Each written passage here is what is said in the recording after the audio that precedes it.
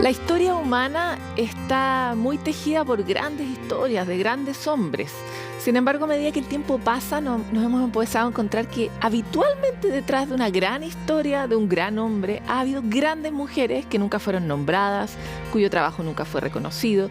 Y eso, cuando lo llevamos al mundo de la ciencia, no es menos cierto. Lo vimos en el caso de las calculadoras humanas, en el primer viaje a la Luna, ¿verdad? Que finalmente era un grupo de muchas mujeres especialistas en cálculos matemáticos, de las que nadie habló mucho hasta que Hollywood decidió hacerlo, y tantas otras. La historia de la misma Madame Curie, que le costó tanto ser reconocida en sus propios ámbitos. En esa misma línea avanza un libro llamado Pioneras, que busca mostrar cómo esa realidad tiene carne en nuestro propio país. Y muchas mujeres chilenas hicieron grandes aportes para el avance de la ciencia en nuestro país y no fueron reconocidas en su tiempo. Este libro viene a ser una justicia un poco tardía, pero es muy valioso volver a hablar de ellas en este mes conmemoratorio del Día Internacional de la Mujer. Para eso hoy vamos a hablar y profundizar junto a la historiadora y académica de la Universidad Católica, Verónica Undurraga, que además ha sido parte de la primera mesa de la política de género del Ministerio de Ciencias y tantos otros espacios. Muchas gracias por estar aquí. Muchas gracias, Paloma, por la invitación. Me encantaría saber, como autora de este libro, cómo tú te sorprendiste. ¿Con qué te sorprendiste de las historias de estas pioneras? Hay muchas historias sorprendentes. En primer lugar, también quiero reconocer el trabajo del coautor del libro, Stefan Mayer. Fue un libro escrito a dos manos. Fue un trabajo conjunto. Y hay muchas historias para sorprenderse. Primero, pioneras. ¿Por qué pioneras? Porque no solo fueron las primeras mujeres que accedieron a un espacio que era mayoritariamente, exclusivamente e incluso en algunos ámbitos legalmente masculino, sino que también ellas hicieron aportes sustantivos en distintas disciplinas de la ciencia, y esos aportes transformaron esos conocimientos en la historia de la ciencia en Chile. Por ejemplo, hay casos fabulosos. Mercedes Cervelló, una mujer que fue reconocida en su tiempo, posteriormente cayó en el olvido.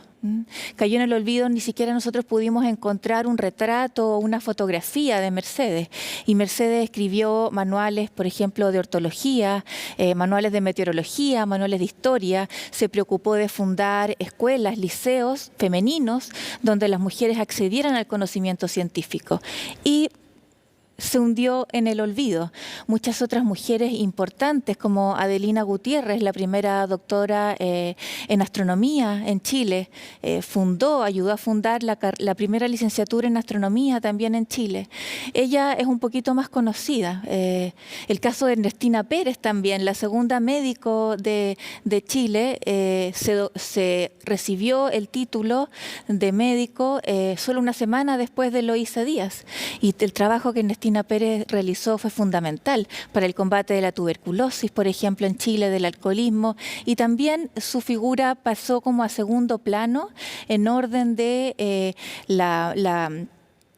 los mecanismos para visibilizar la figura de Eloísa Díaz, que había obtenido el título de médico solo una semana antes que Ernestina. Claro, entonces si ya había una mujer suficiente, ¿no? Démonos por pagada con esa historia. Exactamente. A medida que este es un ámbito en el que tú trabajas habitualmente, el ámbito de cuál ha sido el rol de las mujeres y de cómo podemos transformar ese rol. Estamos en un nuevo marco de una nueva conmemoración de otro 8M, en el que nuevamente tenemos 137 años que esperar para poder tener un cierto estatus como de igualdad entre hombres y mujeres, según dice el World Economic Forum. Entonces, me encantaría saber, a propósito de tu trabajo, cuáles son hoy día para ti las grandes ideas que surgen de cómo poder tal vez acelerar este paso. Bueno, uno de los elementos que me pareció más interesante de la investigación que derivó el libro Pioneras y otras investigaciones que desarrollo es que las limitaciones jurídicas pesan en el acceso femenino al conocimiento. Por ejemplo, recién en el año 1877 las mujeres en Chile pudieron dar exámenes para acceder a la universidad. Antes de esa fecha no se podía. Entonces ahí hay una barrera legal, digámoslo, normativa. Pero también hay barreras culturales que incluso son mucho más complejas de superar que las barreras normativas. Por ejemplo, el hecho de que las mujeres nos hayamos desarrollado preferentemente dentro del conocimiento vinculado a las tareas de cuidado de los niños, cuidado del enfermo, de ahí la alta matrícula femenina en carreras de pedagogía o enfermería, por ejemplo. Entonces uno piensa también que eso tiene un correlato con la baja matrícula femenina en carreras STEM, carreras que tienen que ver con las ingenierías, con las matemáticas, con la biología, por ejemplo, con las ciencias naturales. Entonces, por un lado es cuánto talento hemos perdido, cuántas mujeres pudieron haber sido fantásticas astrónomas, fantásticas físicas, pero no llegaron ahí porque fueron desincentivadas. ¿Y por qué fueron desincentivadas?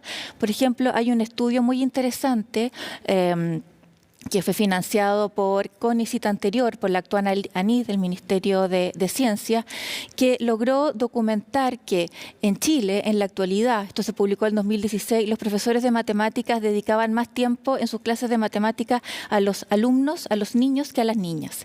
Le hacían preguntas más complejas de matemática a los niños que a las niñas. Ahí hay una barrera cultural importante.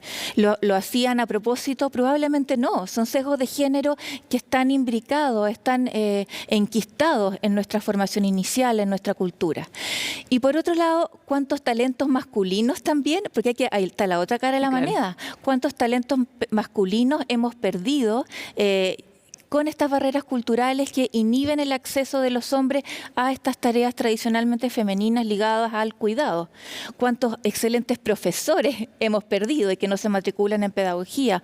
¿O cuántos excelentes enfermeros tampoco tenemos, porque necesariamente se asocia que la carrera de enfermería es más bien una tarea ligada a lo femenino? Desde ese punto de vista, la respuesta podría ser hackear la cultura, cambiar el relato. Pensemos en formas muy específicas en las que esta transformación podría ocurrir, que también, por supuesto, pasa por la conciencia, la educación de los mismos profesores y profesoras que puedan, por ejemplo, señalar esto a los que forman matemáticas o a los que forman ciertas carreras STEM en general, pero que tuvieran esa información para por lo menos saltarse sus sesgos si es que pudieran, ¿no? Pero ¿de qué otra manera tal vez las narrativas podrían contribuir a acelerar esa transformación? Bueno, Pierre Bourdieu ha planteado que la desigualdad de género es la naturalización de la arbitrariedad. Entonces, la sociedad ha naturalizado ciertas conductas que se asocian a lo femenino, otras a lo masculino. La educación es básica. Claramente, la familia también reproduce estereotipos de género. Nuestra misma sociedad reproduce estereotipos de género. Por eso es tan importante la educación con perspectiva de género desde la primera infancia. También que las carreras de pedagogía tengan una formación en equidad de género importante a nivel universitario, de manera que no sigamos reproduciendo estos estereotipos que finalmente redundan en la pérdida de talento.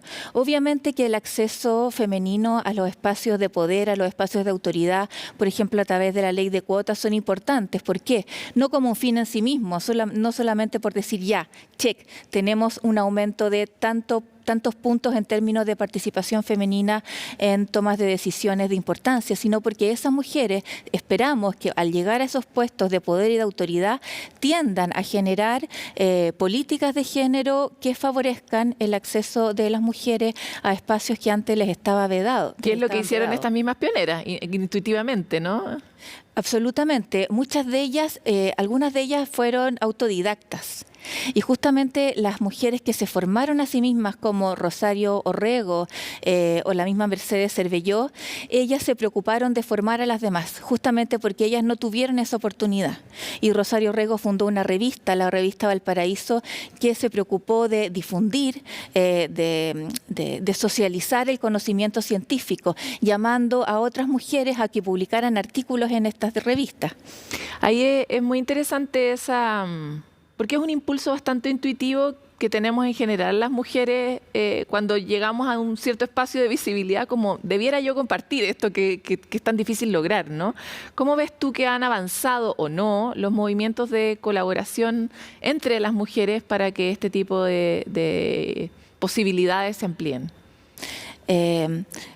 Es complejo cuando se plantea que el feminismo está tan en boga los últimos años y que antes no fue relevante en la cultura Por ejemplo, en el caso chileno, el feminismo existe en Chile desde las últimas 2 décadas del siglo XIX y es un feminismo que ha tenido una presencia en el espacio público con altos y bajos.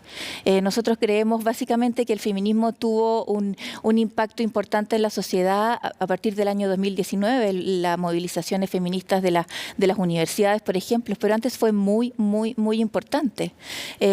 Entonces, estos movimientos feministas han impulsado muchas políticas en favor de la equidad de género, pero también hay una diversidad en estos feminismos. Y claramente las mujeres tampoco pensamos en un bloque. No todas las mujeres somos feministas. Hay distintos feminismos. En 1920 existió incluso un feminismo católico. El feminismo liberal no persigue lo mismo que el feminismo radical. Y está lo que se ha llamado la interseccionalidad. Es decir, hay que cruzar el género con las dinámicas, con las identidades de clase, las identidades económicas. Otras particularidades de cada vida. Exacto. En el fondo. Es muy distinto ser mujer en un espacio rural y no tener un estudio universitario que una mujer en un espacio urbano y tener estudios universitarios, tener libros en su casa. Hay muchas diferencias, por lo tanto, si bien es cierto que los movimientos de colaboración femenina que se han formado, sobre todo durante los últimos años, pero también desde el MEMT, fundado por ejemplo por Elena Cafarena en la década del 30, han propiciado avances, pero no necesariamente existe una unanimidad en cuanto a qué es lo que se debe hacer. Hay diferencias también en términos de si utilizamos o no las cuotas, por ejemplo. Claro. Es interesante lo que planteas porque, sobre todo cuando el feminismo en el mundo se observa como una amenaza desde ciertos sectores, se tiende a entender como una sola cosa, que es como on y off, y no con esta complejidad que tú describes. Me encantaría ir un poco más a tu vida, porque la historia también ha sido un lugar que ha sido muy ocupado por hombres y no tanto por mujeres, y ese es uno de los problemas que tenemos, cómo se cuentan las historias. Y desde ese punto de vista, ¿cómo ha sido para ti como historiadora contemplar o visibilizar, entender que la historia fue contada por hombres y cómo alterar o complejizar la visión de la historia y volver a mirarla también con perspectiva de género? Para mí la historia es una pasión, no es un oficio, sino que es lo que me llena de energía. Y sobre todo, yo no puedo investigar algo que no me interese y algo con lo cual yo no me sienta vinculada conceptualmente, pero incluso también emocionalmente. Y es complejo hacer historia de las mujeres en el pasado, sobre todo en el pasado más remoto. Michelle Perrault, que es una historiadora francesa a quien yo admiro mucho, planteaba que la historia de las mujeres es en muchos casos y continúa siendo también una historia de los silencios. ¿Por qué? Porque las mujeres no siempre dejamos relatos, no siempre dejamos registro de lo que nos pasaba. ¿Por qué? Porque era considerado que esos relatos no eran relevantes y ellas mismas se censuraban. Muchas mujeres han destruido sus diarios de vida, sus cartas, por pudor. ¿A quién le puede interesar? O no quiero que esto se sepa también. Por lo tanto, en muchos casos, hacer historia de las mujeres es una suerte de arqueología. Es como una excavación donde uno encuentra pequeños fragmentos y uno tiene que, en ocasiones, hacer hipótesis vanguardistas o incluso bastante jugadas, atrevidas, para poder interpretar estas distintas pistas que nos dan algún registro, aunque sea mínimo, de las vivencias femeninas en el pasado.